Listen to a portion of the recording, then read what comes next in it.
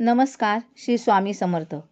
पंचांगानुसार चैत्रच्या कृष्ण पक्षामध्ये पंचमी तिथी 7 मार्चला संध्याकाळी 7:17 सुरू होणार आणि 8 मार्चला रात्री 9:10 संपणार आहे. तसं तर उदय तिथीनुसार रंगपंचमी 8 मार्चला साजरी केली जाणार आहे. हा सण प्रामुख्याने महाराष्ट्रात साजरा केला जातो, परंतु मध्य प्रदेश, राजस्थान आणि कर्नाटकच्या काही भागामध्ये मोठ्या उत्साहात साजरा केला जातो. हा सण प्रेम आणि बंधुता, चैतन्यशीलतेचा संदेश पसरवण्याचा संबंधित आहे. या दिवशी लोक एकमेकांवर रंग लावून सामाजिक एकता वाढवतात. हा दिवस दैवी प्रेम आणि आनंदाचे प्रतीक मानला जातो.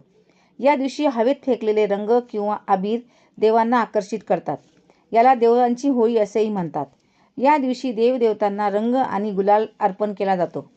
असे मानले जाते की या दिवशी हवेत फेकलेले रंग आणि अबीर गुलाल देवांना आकर्षित करतात. या दिवशी रंगांचा प्रभाव सकारात्मक ऊर्जा वाढवतो. द्वापर युगात श्रीकृष्ण आणि राधाने रंगपंचमी साजरी केली होती, म्हणून कृष्ण आणि राधाची याच दिवशी पूजा केली जाते.